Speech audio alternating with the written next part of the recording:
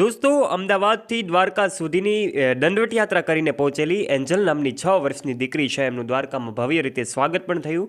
એમણે દ્વારકામાં મટકી પણ ફોડી, શ્રી કૃષ્ણની પૂજા પણ કરી હતી અને સાથે સાથે અનેક લોકોએ એમને ખૂબ પ્રેમ પણ આપ્યો હતો. પરંતુ દોસ્તો, હવે જે છે જન્માષ્ટમીનો તહેવાર પૂર્ણ થઈ ચૂક્યો છે અને હવે આ એન્જલ નામની જે દીકરી છે પોતાના ઘરે જવા માટે રવાના થઈ છે. પહેલાં જ એવું કહેવામાં આવે કે ભાવુક દ્રશ્યો સર્જાયા હતા. લોકો એમને વિદાય આપી અને જે કાંઈ વિડીયોઝ છે સામે આવી રહ્યા છે. ત્યારે દોસ્તો, આ દીકરી વિશેનું શું વાતો છે અને શું અપડેટેડ માહિતી છે આજના વિડીયોમાં અમે તમને જણાવવા જઈ રહ્યા છીએ. અનંત અંબાણી છે, એમને આ ઘટના સાથે જોડવામાં આવી રહ્યા છે. શું છે હકીકત આજના વિડીયોમાં ખબર પડી જશે. અનંત અંબાણીને પણ વિદાય આપવામાં આવી હતી. શું છે હકીકત જાણવા માટે અંત સુધી બન્યા રહેજો. અને ચેનલ ઉપર જો તમે પહેલી વાર આવ્યા છો અને વહાલા દોસ્તો, આપે અમારી યુટ્યુબ ચેનલને હજુ સુધી સબસ્ક્રાઇબ નથી કરી તો નીચે રહેલું બેલ આઇકન દબાવીને આજે જ અમારી યુટ્યુબ ચેનલને અવશ્ય સબસ્ક્રાઇબ કરી લેવાની જવાબદારી તમારી છે, જેનાથી આવા ને આવા વિડીયોઝ અમે તમારા માટે લાવતા રહીએ. સૌથી પહેલાં વાત કરી દઈએ કે આપ કમેન્ટ બોક્સમાં જો જય દ્વારકાધીશ ન લખ્યું હોય તો અવશ્ય લખી દેજો. અનંત અંબાણીને આ ઘટના સાથે એટલા માટે જોડવામાં આવ્યા છે કારણ કે તેમણે પણ જામનગરથી લઈને દ્વારકા સુધીની પગપાળા યાત્રા કરી હતી. એમને પણ લોકોએ ખૂબ પ્રેમ આપ્યો હતો. તેઓને પણ ભવ્ય રીતે સ્વાગત કરવામાં આવ્યું હતું અને એમને પણ વિદાય આપવામાં આવી હતી.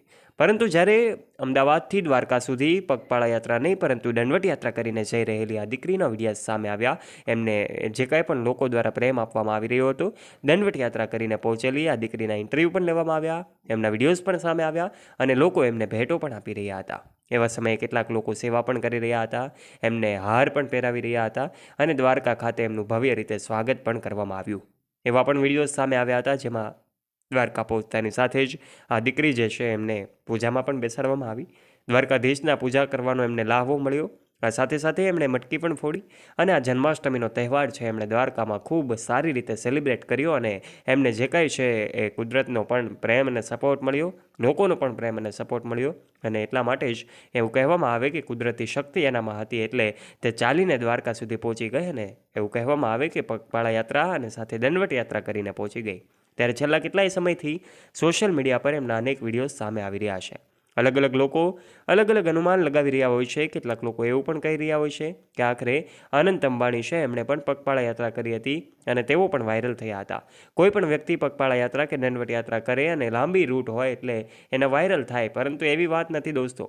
અનંત અંબાણી એ ભારત અને વિશ્વના સૌથી ધનિક વ્યક્તિ મુકેશ અંબાણીના દીકરા છે.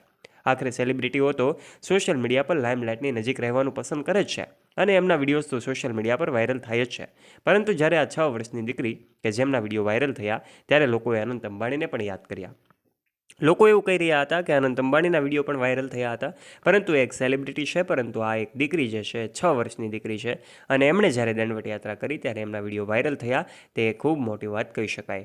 પરંતુ અનંત અંબાણી એમનું વજન પણ ખૂબ વધારે છે, છતાં એમણે યાત્રા કરી હતી તો એ પણ એક પ્રશંસનીય છે કારણ કે એમનું વજન અતિશય હોવા છતાં પણ તેમણે જામનગરથી દ્વારકા સુધી પગપાળા યાત્રા કરવાનો સંકલ્પ કર્યો.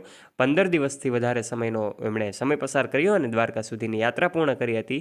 જ્યારે આ દીકરી છે અમદાવાદની, એમણે 55 દિવસ કરતાં વધારે સમય પસાર કરીને એમણે દંડવત યાત્રા કરીને દ્વારકા પહોંચી ગઈ અને ત્યાં એમનું ભવ્ય સ્વાગત પણ થયું અને હવે એમને વિદાય પણ આપવામાં આવી હતી. જન્માષ્ટમીનો પર્વ પૂરો થઈ ચૂક્યો છે ત્યારે આ 6 વર્ષની દીકરી વિશે આપ શું કહેવા માગો છો? આપના મંતવ્યો નીચે કમેન્ટ બોક્સમાં કમેન્ટ કરીને આપ અવશ્ય જણાવજો. આ દીકરી વિશેનું આપનું મંતવ્ય કમેન્ટ બોક્સમાં આવકાર્ય છે. અને હા, હજુ સુધી આપે જય દ્વારકાધીશ ન લખ્યું હોય તો લખી દેજો.